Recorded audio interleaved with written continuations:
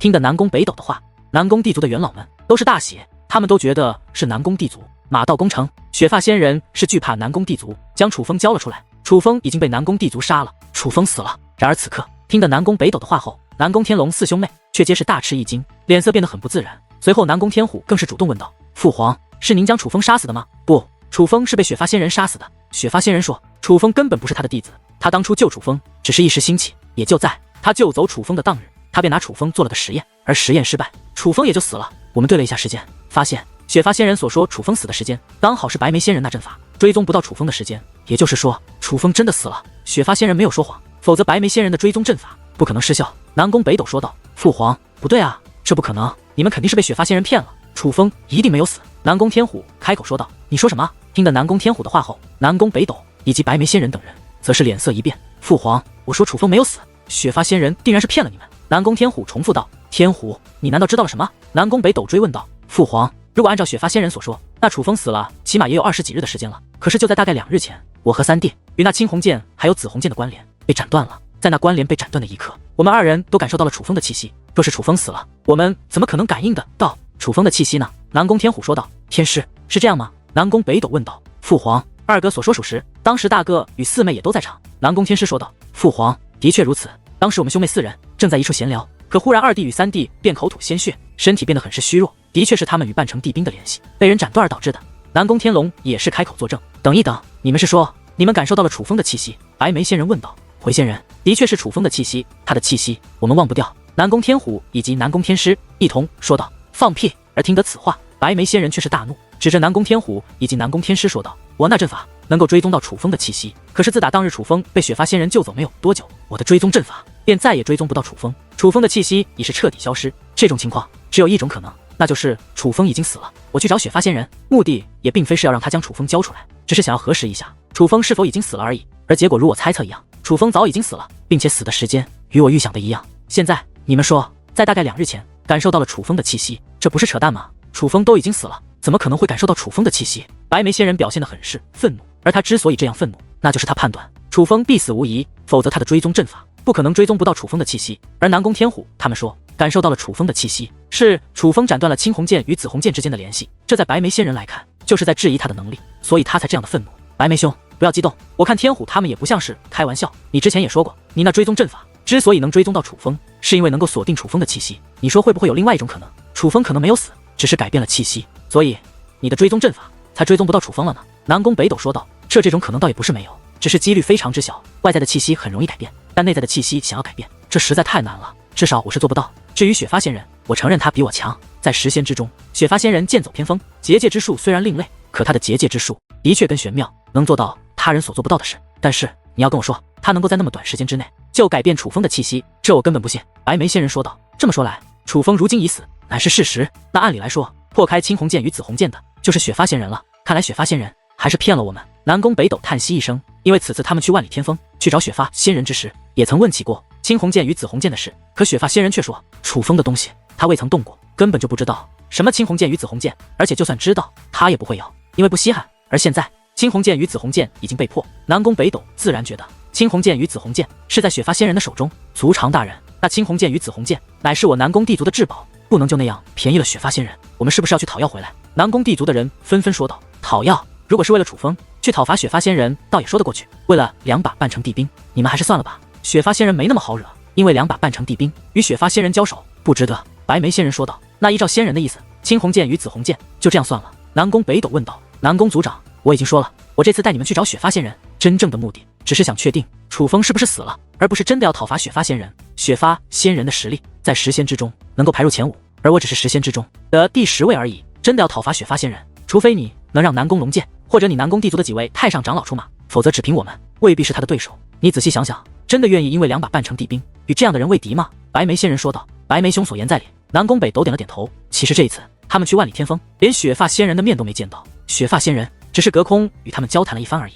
并且雪发仙人的态度很是恶劣，乃是一副不将他们放在眼中的架势。那个时候南宫北斗就意识到雪发仙人不好惹，事实上在之前他就听说过关于雪发仙人的种种事迹，那是一个很疯狂的女人，虽名为10仙，但却是个凶狠的角色。而南宫地族虽然传承久远，底蕴深厚，但是10仙在5之圣土能有如此威名，可不是空穴来风，全都是不好惹的存在。南宫北斗也不想真的与雪发仙人开战，所以他才问白眉仙人，为的只是想给自己找个台阶下，找一个不与雪发仙人开战的理由罢了。仙人，我们不是质疑你，只是我们当时真的感受到了楚风的气息，这究竟是怎么一回事？南宫天虎有些胆怯地问道。他真的很怕再让白眉仙人生气，但却也很想知道为什么，怎么一回事？这还不简单，你们的青红剑与紫红剑是被楚风所夺，所以在你们心中便对其产生了恐惧，一直担心着楚风彻底夺走你们的青红剑与紫红剑。于是当青红剑与紫红剑的联系被斩断，你们便产生了错觉而已，理所当然地觉得那是楚风所为，而实际上那不过是错觉罢了。白眉仙人说道。天虎、天师，男子汉大丈夫，不拘小节，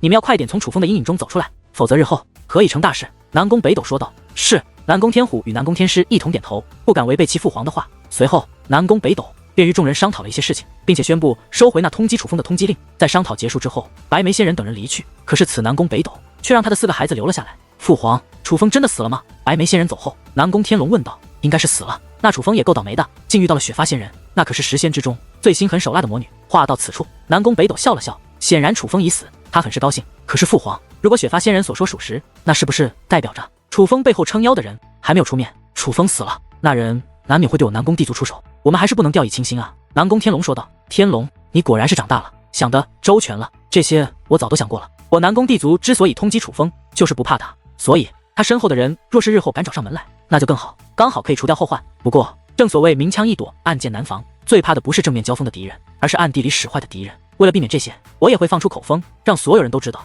是雪发仙人杀了楚风。所以如果楚风身后真的有人撑腰，他就算是要算账，首先也应该去找雪发仙人，毕竟雪发仙人杀了楚风，这是事实，而不是编造的谎言。南宫北斗说道。鹬蚌相争，渔翁得利吗？父皇真是高见。听得此话，南宫天龙等人纷纷表示叹服。只是父皇，我们感受到的那缕气息真的不是错觉，是清清楚楚感受到的，不信你问3弟。南宫天虎说道。父皇，2个没有说谎。南宫天师也是一脸确定的说道。天虎、天师，此事就算了吧，就算你们感受到的是真的，也未必代表楚风没死，也许是雪发仙人故意在斩断联系之前释放了楚风的气息呢，为的就是戏耍咱们呢。此事就这样吧，不要再多想了，你们在族内待了已有些时日，如今楚风已死，我也可以放你们出去了。前段时间东方地族不是邀请3族小辈在拜月云城举办一场切磋会，评选出4族小辈中的最强者吗？我想了一想，决定还是让你们去吧，你们若是不去，怕是会被其他3族嘲笑。南宫北斗说道。多谢父皇。听得此话，南宫天龙等人顿时大喜，他们早就想去会一会其他3族的小辈了，只是前段时间因为楚风之事，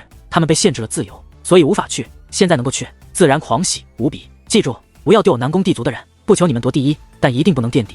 南宫北斗说道。我们不敢让父皇失望。4人同时说道，脸上挂着浓郁的兴奋与自信。次日清晨，楚风便开始布置秘法。这秘法很简单，就是一座防御罩。这防御罩不是简单的结界防御，而是运用了楚风的气息、血液，让这防御罩看起来很像楚风。说的简单一点，这防御罩不是简单的防御罩，而是变胖了的楚风。而狗蛋与毒万物进入这防御罩内，就相当于进入了楚风的体内，与楚风合为一体，共享楚风的抗毒之体，自然也就能够穿越那毒物阵。但是这只是理论，楚风也没有绝对的把握，就带着毒万物与狗蛋离去。所以楚风已经做好了准备，若是出现意外，立马带着他们2个回来，不能让他们2个白白送命。准备好了吗？这可是不成功变成人的事。楚风看着呢，与他同在阵法内的毒万物与狗蛋说道。走吧。毒万物说道。虽然他向来沉默寡言，可是他的眼中却也涌现着些许激动，看来他也很想去五之圣土看一看。我不怕死，就算死我也要去五之圣土看看。而狗蛋更是一脸的无所谓，迫不及待的想要出去。那我们便走了。忽然间，楚风脚下一动，整个人便如射的流星一般，猛然拔地而起，射向那毒云滚滚的毒海。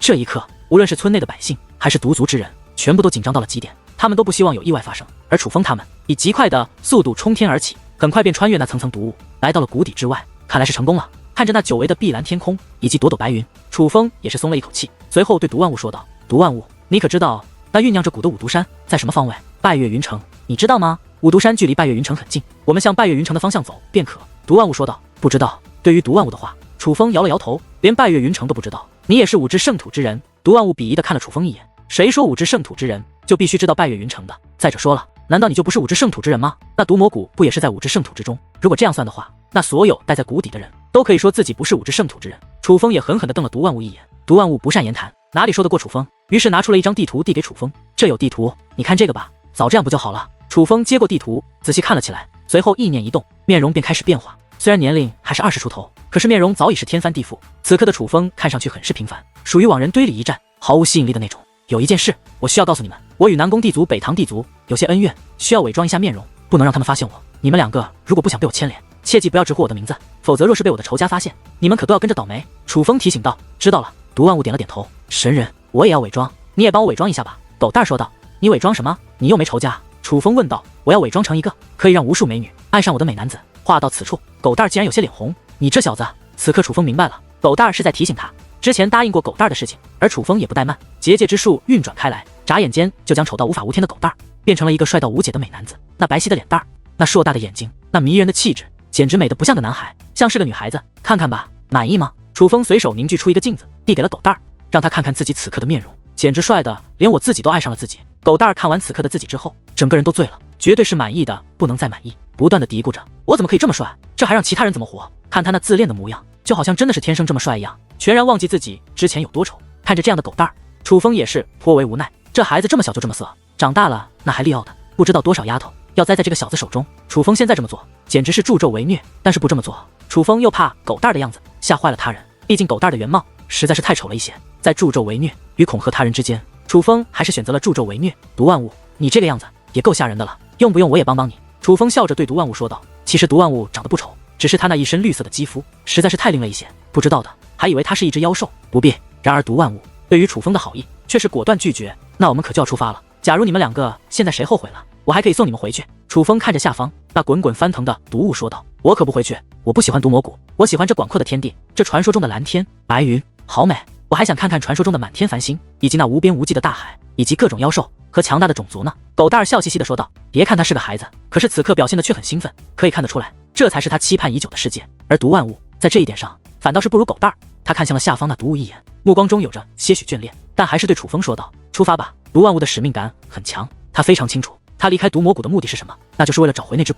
于是楚风等人便离开此处，向拜月云城的方向前进。经过一段颇为漫长的赶路，楚风等人终于快要到达了五毒山。然而此时此刻，五毒山的方向却传来阵阵厮杀声，是有人在争斗。靠近一看，原来是两伙人马在交战。一方人马衣着得体，配有战车，每个战车之上都悬挂着一杆大旗，大旗上面写着2个罗家字，看来他们应该是罗家之人。罗家此刻大概有500余人，修为大部分都在武王境，其中修为最强的一位乃是一位黄衣老者。这位老者起码已有几百岁的高龄，乃是9品武王，不过只是一位寻常的9品武王而已。他能有今日的成就，完全是靠着毅力修炼而成，因为他没有经验的天赋，否则不可能活了几百岁，只是这样的修为。而另一方人马是一群身穿黑衣人，这些黑衣人的背后还刻着一个恐怖的红色骷髅，并且他们蒙着面，看不清他们的面容，但可以确定的是，他们个个杀意冲天，招招都是毒手，要取人之性命。这对黑衣人的数量比之罗家之人要少得多，只有36人，可是他们的修为却普遍很强，大部分都是6品武王以上的修为，其中有3位是9品武王。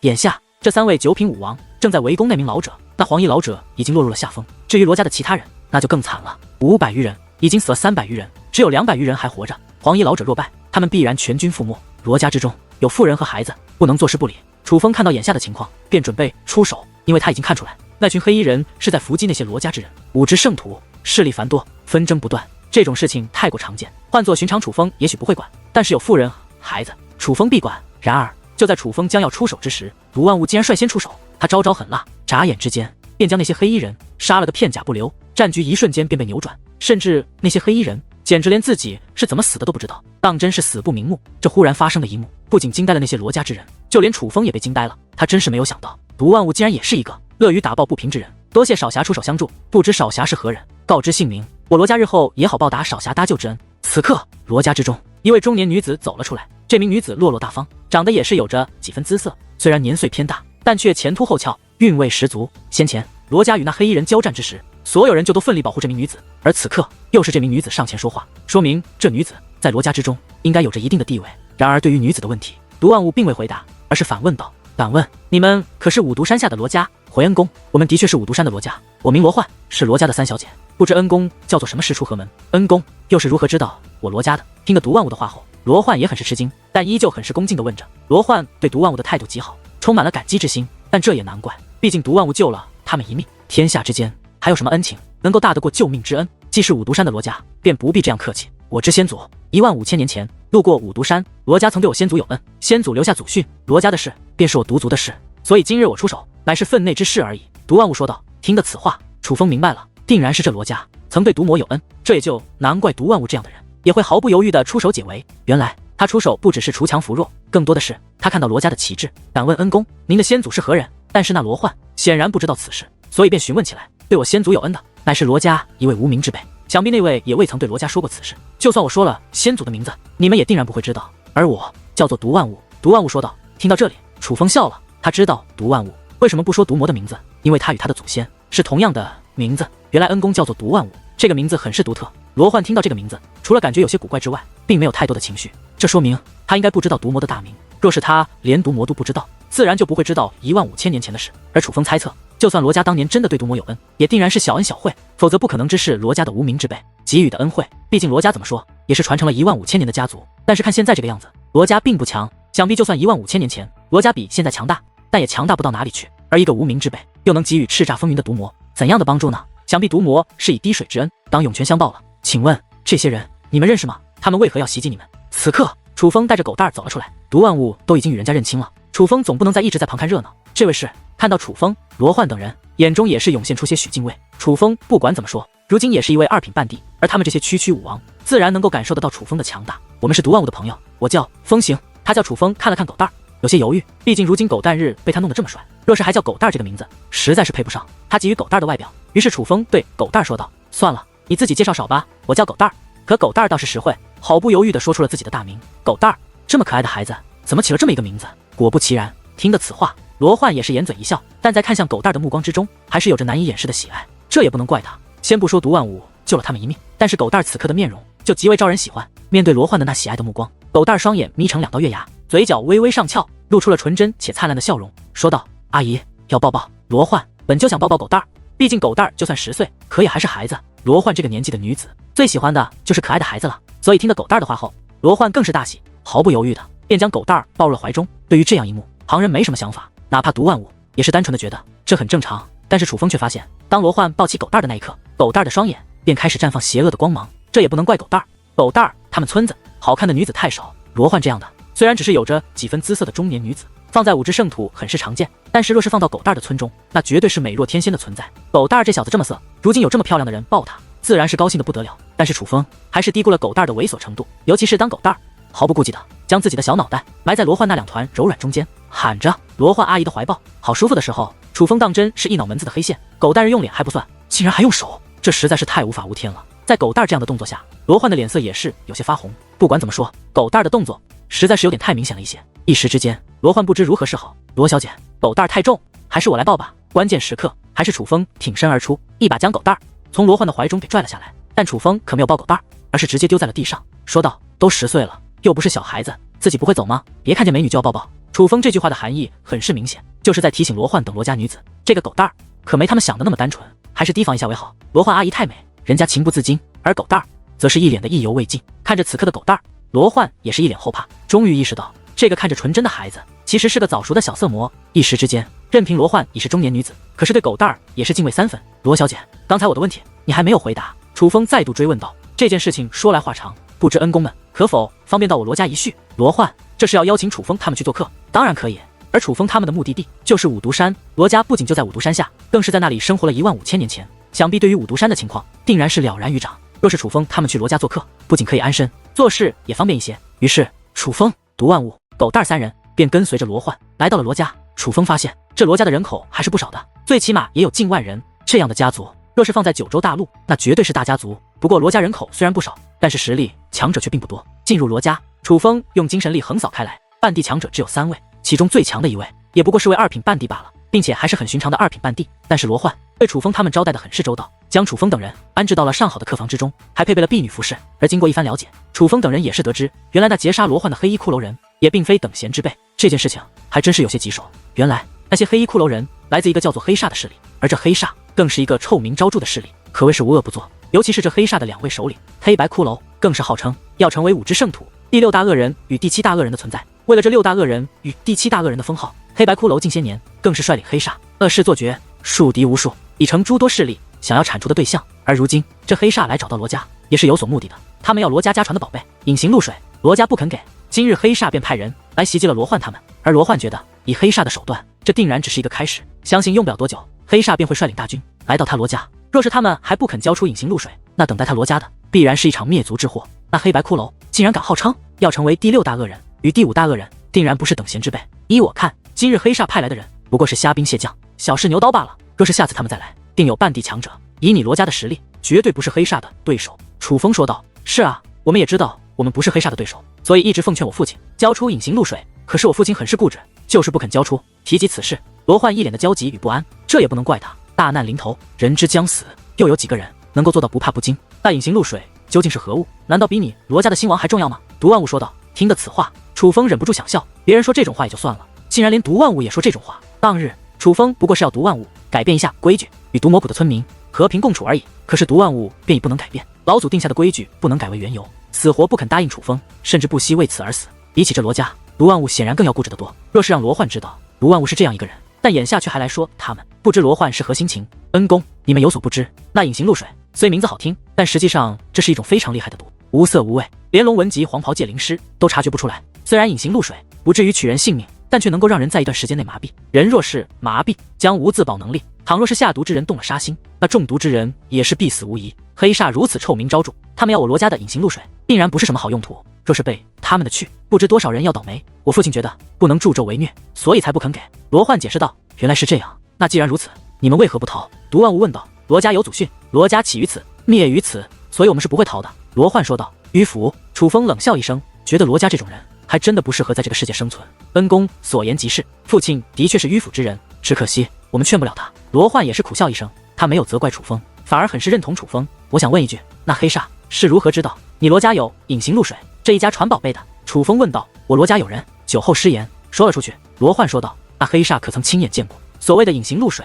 楚风问道。没有。罗焕摇了摇头。那你们一口咬定你们没有隐形露水，不就成了？毒万物抢着说道。要是那么简单，黑煞就不会来袭击他们了。以黑煞这种势力的做事风格，就算罗家一口咬定说他们没有隐形露水，但黑煞也定然不会相信。黑煞必须见到隐形露水，见不到就会灭掉罗家。楚风猜得到。风行恩公说得很对，当日黑煞派人来索取隐形露水，我父亲就曾说过我罗家没有隐形露水，甚至还当众杀了呢酒后失言的罗家之人。但是黑煞却是冷然一笑，只留下一句话：10日之内交出隐形露水，否则罗家荡然无存。罗焕说道。果然是心狠手辣。听得此话，毒万物感叹之余，眼中涌现出些许愤怒。他们既然没有见过隐形露水，我倒是有一个方法能够骗过他们。楚风说道。你有什么办法？听得此话，毒万物以及罗焕一同问道。我擅长结界之术，毒万物擅长制毒之术，我二人若是制造一个假的隐形露水，应该不难。话到此处，楚风看向了毒万物一眼，说道。你觉得呢？倒是可以一试。毒万物也是点了点头。身为毒魔的后人，对于这方面他还是很有自信的。两位恩公，这是真的吗？这真的可行吗？听得此话，罗焕则是大喜，甚至有些不敢相信，就仿佛在无尽黑暗之中见到了一缕曙光一般，看到了希望。除非那黑煞之中有龙纹级黄袍界灵师，否则定然不会发现我们给的隐形露水是假的。楚风说道。那可真是太好了。听得此话，罗焕脸上的喜悦之色更是浓郁。不用高兴得太早，就算有隐形露水，我觉得你罗家怕也是在劫难逃。楚风说道。恩公，你这话是何意？听得此话，罗焕脸色又是一变。莫说罗焕，就连毒万物也是一脸不解的看着楚风。以黑煞这种势力的风格，就算你们交出隐形露水，想必他们也会大开杀戒，为的便是杀人灭口。楚风说道。这么说来，我罗家此次真的是在劫难逃了。听得此话，罗焕连退数步，脸色苍白如纸，先前的喜悦之色已经化为满脸的死灰。楚风，既然你早知道这黑煞是这样无情之辈，又何必要与我伪造隐形露水？这不是多此一举吗？毒万物问道。毒万物，我问你，罗家既然对你先祖有恩，先祖又有祖训，那么此事你定然不会坐视不理，你要保护罗家，对不对？楚风问道。对。毒万物点了点头。以你的性格，哪怕死你也不会退缩，对不对？楚风问道。对。毒万物点了点头。那你一定做好了大开杀戒的准备，对不对？楚风再度问道。对。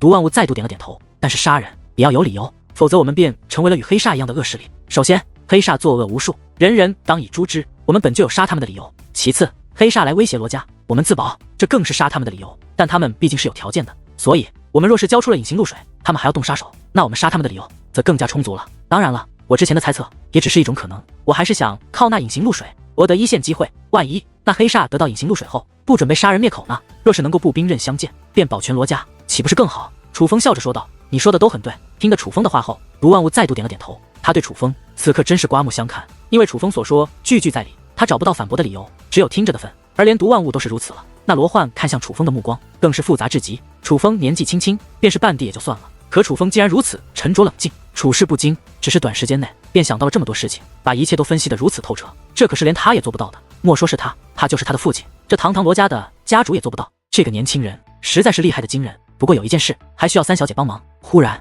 楚风说道。恩公，什么事？您尽管说。罗焕爽快应道，能否去取一些隐形露水过来，也好让我二人做个借鉴。楚风说道，没错，就算要伪造，也要伪造的像一点。若是能看到隐形露水，那我二人做起来会更容易。毒万物也是说道，没问题，我这就去和父亲说。两位恩公，你们先在这里等一等，我去就来。罗焕不敢怠慢，转身就出去了，因为他知道楚风二人是在救他们罗家，所以罗焕径直的前往了其父亲的住处。而事实上，此刻他父亲所在的住处内，不仅他父亲在，还有一些人也在。他的父亲一头白发，一双剑眉，眼中散发着凌厉的目光，很有一家之主的风范，并且在修为上，罗家家主也是罗家之中最强的，乃是2品半地。除了他父亲外，屋内还有4个人，2位是老者，皆是1品半地的修为。这2位乃是罗焕的2位叔叔，在罗家任长老一职，地位之高，可谓1人之下，万人之上。除了这3位半地强者外，还有2名9品武王，一个50岁左右，另一个也有100多岁，但他们都保持着中年男子的模样。这2位乃是罗焕的大哥与二哥。罗焕因为迫切的想要和他父亲说楚风与毒万物的事情，所以没有打招呼，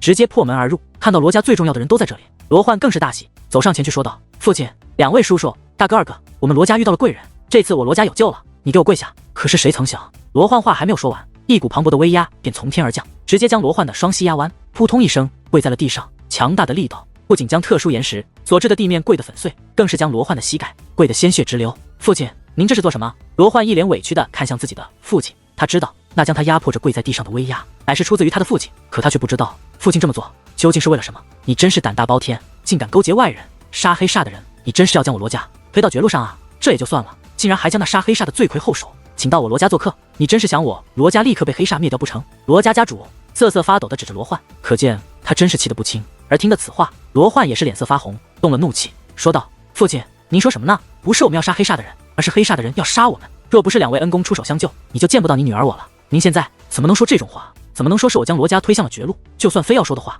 将我罗家推向绝路的那个人也是您。您当初若是交出隐形露水，也不可能有今日之事。三妹，这就是你有所不知了。父亲为了保全罗家，已经下定决心，准备交出隐形露水了。可是你们却杀了黑煞的人，这样一来，就算我们交出隐形露水，黑煞也定然不会放过我们。你真是惹下了大祸。罗焕的大哥指责道，不必废话了，三妹，你快说，那3个人在哪里？我们去将他们抓住，带着黑煞的人来了，把所有责任推到他们身上便可。罗焕的二哥说道，这样也好。罗焕大哥点了点头，大哥二哥，你们说什么呢？他们可是我的救命恩人，你们怎么可以这么做？听得此话，罗焕大怒，三妹，我们这么做都是为了我罗家着想，他们说到底不过是外人，为了我罗家的兴亡，牺牲3个外人，有何不妥吗？你到底还是不是罗家之人？罗焕大哥说道，可是做人总要有良心吧，何况那3人之中，一个还是孩子。罗焕坚决不同意，全都给我住口。就在这时，罗家家主再度开口，他先是深深地吸了一口气，这才说道，罗焕，你大哥二哥说的对，若你还是罗家之人，就为他们带路吧。父亲，万万不可呀！先不说他们是好心，我们不该动武，就算真的动武，我罗家也绝不是他们的对手。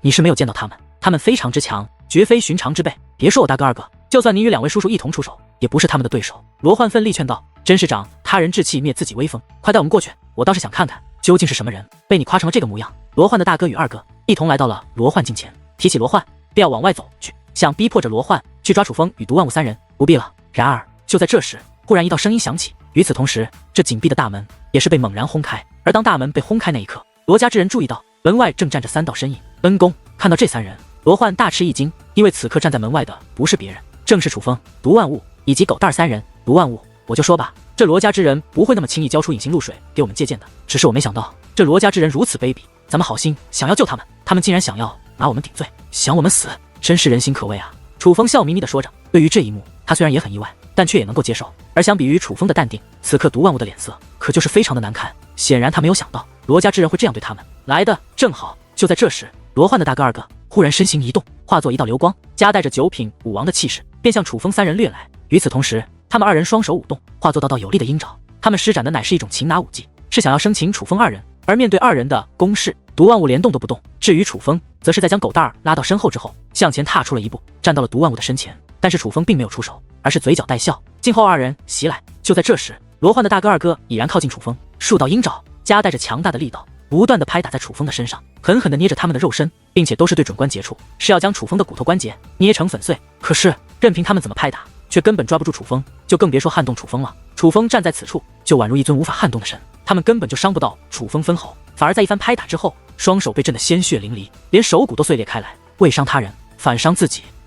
一番攻势无效之后，罗焕的大哥与二哥愣在了那里，一脸吃惊的看着楚风，眼中已经露出了惊恐之容，显然他们已经意识到了不对劲。滚！忽然楚风剑眉倒数，猛然暴喝一声，随后虎躯一震，一股磅礴的威压便横扫开来，直接将罗焕的大哥与二哥震退数米开外。强大的力道，莫说罗焕的大哥与二哥，方圆数里之内，所有房屋、城墙、建筑都在顷刻之间便被直接震成了粉碎。见状，罗家家主赶忙出手，化解了罗焕大哥以及二哥身上的力道。可是哪怕如此，罗焕的大哥与二哥仍然口鼻窜血，胸骨尽碎，已是成了半个废人，二品半地。而感受到楚风的气息后，罗家家主以及那两位一品半地皆是面容大变，显然他们都没有料到楚风会如此之强。罗焕说的竟是真的，这两个年轻人并不好惹，而先前的轰动也是引起罗家他人注意，纷纷手持兵器赶了过来。可是赶到之后，看到眼前的一幕，无疑不是吓了一跳，不知如何是好，因为他们都能感受到楚风那二品半地的气息，一个这样年轻的人竟然有着与他们家族一样强大的修为，这不是传说中的绝顶天才吗？这样的人物来他罗家做什么？莫非他罗家又招惹了比黑煞还可怕的存在？你既然如此惧怕黑煞，早点拿出隐形露水不就好了？犹豫不决，自寻死路，你枉为一家之主。楚风看着罗家家主，楚风毫不客气地讽刺起来：我怎么做事还用不到你这个小鬼来教？罗家家主说话之间已然出手，身为二品半地的他，这一出手也是不容小觑，不仅取出了一把王兵，那一出手竟然施展出了一种人尽武技。不仅罗家家主出手了，罗焕的两位叔叔也是一同出手，三人皆是施展全力，这根本就不是要生擒楚风三人了，这就是要杀掉楚风三人啊！不自量力，面对三人联手的攻击，楚风只是冷哼一声，随后眼中寒芒一闪，那汹涌的气息便猛然席卷开来。罗家家主三位半地不仅施展了禁忌武技，还动用了王兵，那种威力异常骇人。可是楚风只是一缕气息，便气势之上胜过了三人的合力攻击。事实上，不仅是气势上，威力上也是绝对的压制，不因别的，只因他们三人是寻常半地，而楚风却拥有逆战4品的战力。一声巨响之下，浓烟滚滚，飞沙走石，罗家家主以及另外两位长老都是倒落在了数米之外，满身鲜血，气息卑微。可是身在交战中心的罗焕却依旧完好无损地站在那里，就连一丝尘土都未能落到他的身上，未伤分毫。见到这一幕，罗家之人一个个目若呆鸡，目瞪口呆，身体发颤，瑟瑟发抖，甚至很多准备出手之人都是不由自主地掉落了手中的兵器，瘫坐在了地上，都是吓得不轻。毕竟先前出手的三人可是他罗家的最强战力，但是对方却连动都未动，便将他三人击败，这样的差距也未免太大了一些。最重要的是，当楚风出手的那一刻，他们感受到了极为恐怖的压迫感，那压迫感胜过他们家主数倍不止。眼前这名年轻人已经恐怖到了令人发指的地步，他们罗家绝对不可能是这种人的对手。你究竟是什么人？罗家家主已经擦拭了嘴角的鲜血，可是气息仍然很不稳定，说出的话也是虚弱无力。但毋庸置疑的是，他此刻对楚风早已刮目相看，目光中充斥着恐惧。他终于意识到了眼前这个年轻人的可怕。我是什么人不重要，你只需要知道，根本不用黑煞动手，我就可以灭了你整个罗家。楚风话到此处，眼中忽然闪过一抹狠色，话罢之后，磅礴的黄级结界之力宛如金光一般自楚风体内散发开来，封锁天上地下，眨眼之间便将整个罗家封锁得严严实实。但这还不算，结界封锁天地之后，又有结界延伸而出，化作无数道尖锐的长枪，密密麻麻从天向下对准了整个罗家。这一刻，罗家之人都吓瘫了，各种哀嚎与哭喊响彻不断，他们都能够感受到那天际之上的结界长枪蕴含着怎样的威力。那长枪若是全部落下，罗家之人将无一幸存，这方土地也将满面疮痍。蛇纹级黄袍界灵师看着那封锁天地的结界之力，罗家家主以及另外2名半地级长老皆是面如死灰，宛如石化一般愣在了那里。罗家之中，他们3个绝对是最有见识的，所以他们认出了楚风乃是一位蛇纹级黄袍界灵师。楚风的年纪不过20多岁，这个年纪的黄袍界灵师，整个5支圣土都是不多，蛇纹级的黄袍界灵师那就更是少之又少。但毋庸置疑的是，每一位都是惊天动地的大人物，身后有着极为雄厚的大背景。而他罗家不仅来了这样一位大人物，并且这位大人物还想帮助他罗家，这乃是他罗家之大幸。可是他们却不知好歹的想要拿人家顶罪，简直丧尽天良，猪狗不如。此刻他们终于知道自己做了多么愚蠢的决定。他们知道罗家是必亡无疑，因为出自那种势力的天才，可是比黑煞还要可怕的多。而这罪魁祸首便是他们自己，是他们得罪不该得罪的人，把他罗家推向了灭亡之路。但是他们也无法去憎恨楚风，因为他们也是发自心底的清楚，的确是他们做的不对。罗家就算被楚风灭了，也只能怪他们自己愚蠢。恩公不要，恩公还请手下留情。见到这一幕，罗焕赶忙跪在了楚风的面前，替他罗家求情。因为此时此刻，他也能够意识到楚风的强大，甚至楚风的强大已经远远超乎他的想象，一念之间便可让他罗家飞灰烟灭。这位少侠，千错万错都是我的错，要杀就杀我吧，千万不要殃及我罗家之人，他们都是无辜的。与此同时，罗家家主也是跪地求饶，他不指望楚风能放过他罗家，但却也想博得一线生机。看到这一幕，楚风笑了，我之前要帮你罗家，你却要杀我，如今你却又跪在我面前求饶，求我放过你罗家。罗家家主，你要我怎么说你好呢？若非要我形容，我倒是可以送你8个字：欺软怕硬，昏庸无能。楚风指着罗家家主，一字一顿地说道。而听得楚风的话后，罗家家主身体发颤，面如死灰，宛如上万把无形的利刃刺入了他的身体，将他刺得体无完肤。楚风这8个字便说出了他的全部弱点，让他百口莫辩，痛彻心扉。缓了好一会后，罗家家主才算好转，这才说道：“是我昏庸无能，欺软怕硬，您对我要杀要剐，我都绝无怨言，还请不要牵连我罗家他人。少侠，我求求您了。”罗家家主不断地对着楚风磕头求饶，卑微至极。不是他真的如此胆小怕事，只是在见识到楚风的实力后，他不敢不这样卑微。事实上，此刻给楚风磕头求饶的人可不在少数。人之怕死，乃是天性，可不是所有的家族都像独族一样那么有骨气。罗家家主都尚且如此，那罗家之人更是可以想象。所以此刻罗家的10个人中，至少有8个人在向楚风求饶，求楚风饶他们一命。三小姐，起来吧，我若真的要灭你罗家，你罗家早就不复存在了。楚风说话之间，手掌微微抬起，一股力量便将跪在地上的罗焕给拖了起来。不过他也只拖起了罗焕一人而已。话罢之后，楚风意念一动，那封锁了整个罗家的结界长枪也是纷纷碎裂开来，化作无数金光，如同金色的雨点一般，从天际之上缓缓地飘洒而下。只不过此刻的结界之力已然没有了任何杀伤力。我们来到此处，不是要灭你罗家，而是要帮你罗家，所以你们都起来吧，我不会杀你们。楚风说道。听得此话，众人都不太敢相信自己的耳朵，纷纷愣在了那里，不相信这是真的。倒是罗家家主率先反应过来，一脸不可思议地问道：“少侠，您真的愿意不灭我罗家，反帮我罗家？”他之所以这样问，那是因为他发现楚风实力强大，远远超乎他的想象，定然不是寻常之辈，怕是来头极大，具备拯救他罗家的实力。可是他也有些担心，毕竟他先前不仁在先，可谓不仁不义，很不仗义。楚风真的愿意不计前嫌，继续帮他罗家吗？我说帮你，便会帮你。楚风说话之间，忽然大袖一挥，一层磅礴的结界宫殿便坐落而下，将罗焕、罗家家主以及2位长老等人列入宫殿之内，而罗家的其他人则是隔绝于宫殿之外。正所谓隔墙有耳，楚风有些话要说，但却不能当众说，毕竟他不能保证罗家之内就没有黑煞的内鬼。然而看到那封锁4周的结界宫殿，罗焕的大哥与2哥则是一脸的惊恐，还以为楚风要杀他们。然而就在这时，楚风大袖一挥，一道结界阵法凭空出现，随后射出5道光芒，分别落在了罗家家主、2位长老以及罗焕大哥与2哥的身上。在那光芒的笼罩之下，这5人的伤势急速的缓解，很快便气息恢复，就连身上的血迹也是被抹除掉了。多谢少侠不杀之恩。这一刻，罗家之人真的相信了，他们相信楚风不打算杀他们，否则不会替他们疗伤。我帮你罗家可不是无偿帮助，我要你罗家的隐形露水。楚风说道。隐形露水，听得此话，莫说罗家之人，就连毒万物也是一愣。楚风，你要那隐形露水做什么？你这样做与黑煞有何分别？毒万物一脸不解地问道。分别当然有，黑煞要隐形露水是无缘无故的要，罗家不给便要被灭。不对的是黑煞，而罗家与我们是罗家对我们不仁在先，要杀你我不灭罗家，已是仁至义尽，要些隐形露水做些补偿，有何不可吗？你应该清楚，咱们本是准备无偿的帮助罗家的，可是罗家不但不领情，还要杀你这实在是令我太过寒心。说实话，若不是看在罗家3小姐的面子，我绝对不会放过罗家。但是就算看在3小姐的面子上，这件事也不能就这样算了。罗家必须给予我补偿，弥补我心灵上的创伤，否则若是日后此事传出去，让世人知道我风行好心帮人，却被人反咬一口，而我最后又并未追究，那定然会被世人笑话死。日后我风行还怎么在武之圣土混？这个责任谁来背？楚风据理力争，态度强硬地说道。毒万物不知如何回答。楚风不灭罗家，的确已是仁至义尽，就算要隐形露水作为补偿，其实也并不过分。说实话，若不是其先祖有祖训，依照毒万物的性格，也绝对不会放过罗家。但是先祖既然有祖训，不管罗家怎么样对他都要帮罗家。毒万物就是如此执拗的人。少侠，你说的对，是我太不厚道，您好心帮我们，我却要拿你们顶罪，实在是太不是人了。您说的要求我都答应您，只要你能救我罗家，隐形露水我愿意全部交给你。罗家家主此刻哪里敢反驳楚风，一脸的言听计从。那好，此事就这样定了。不过我可要告诉你，我会帮你罗家，但我可没说过一定救得了你罗家，你明白我的意思吗？楚风说道。明白。罗家家主连连点头。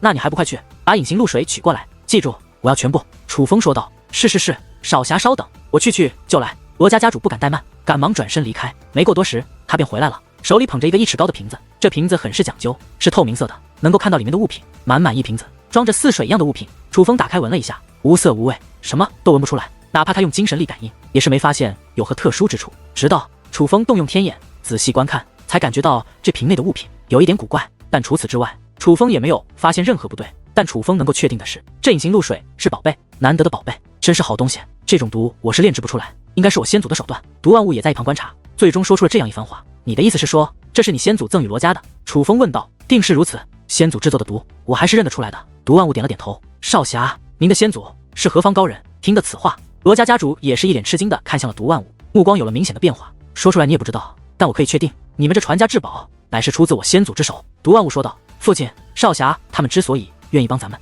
是因为这位毒万物少侠的先祖在15000多年前与我罗家有过一些渊源。见状，罗焕赶忙解释道：“少侠，敢问一句，您的先祖可是号称毒魔？”罗家家主再度追问道：“你怎么知道？”毒万物也是有些意外，因为罗焕明显不知道毒魔是谁，可是这罗家家主似乎知道。看到毒万物的反应后，罗家家主的脸色顿时大变，涌现出难以说出的情绪。随后他竟扑通一声跪在了毒万物与楚风的面前，大声说道：“公后人在上，我却要杀恩公后人，我真是罪该万死，罪该万死。”话到此处，罗家家主便抡开手臂，啪啪啪啪的对自己又是耳光又是拳头，一顿猛捶狠打。他把自己打得鼻口窜血，体无完肤，却也不肯停手，俨然一副要活活打死自己的架势。这一幕不仅惊呆了毒万物，就连罗焕等人也是一脸的吃惊，不知罗家家主为何突然这般。父亲，您这是怎么了？罗焕走上前去，很是担心地问道。除了画，我罗家之人全都给我跪下，向恩公后人认错。罗家家主大声说道。听得此话，罗家之人虽然不明所以，但却纷纷跪在了地上，不敢违背家主的意思。恩公，我真是有眼无珠，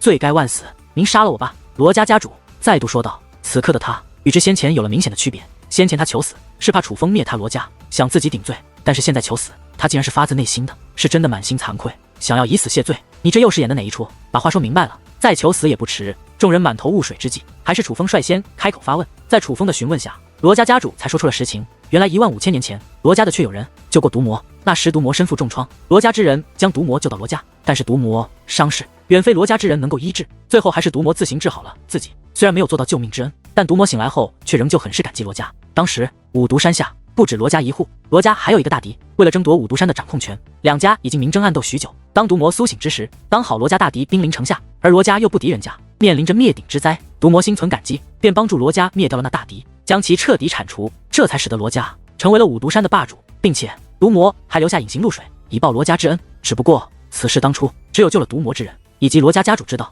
毒魔离开时曾有嘱咐，不让罗家告诉任何人关于他的事，就当他从未出现过。虽说毒魔帮罗家是出于感激，可是事实上毒魔才是真的帮了罗家大忙。对于罗家来说，毒魔才是大恩人。当时的罗家家主觉得不能让后人忘记毒魔的大恩大德，必须将此事传下去，但也不敢违背毒魔的意愿，所以便将此事告诉了后来的家主，并嘱咐此事不得告诉任何人，但是历代家主必须知晓，不能忘记毒魔之恩。所以毒魔之事只有家主知道，除了家主之外，罗家之人全部知晓。今日罗家家主听到毒万物的话后，就明白了一切。原来眼前这位绿色皮肤的年轻人就是毒魔的后人，也就是他罗家恩公的后人。得知此事，他真是痛苦万分，觉得对不起祖宗，对不起恩人，觉得自己理当该死，所以才有这样激烈的反应。罗家主，你也算是有苦衷，所作所为也是为了罗家，今日之事我不会计较的。得知此事后，毒万物彻底原谅了罗家家主，因为他感受到了罗家家主的诚意。至于楚风，若不是心里很清楚毒万物死活要帮着罗家，他可不会留下来帮这种人。但事情既然已经如此，楚风也别无选择，只能选择帮助罗家，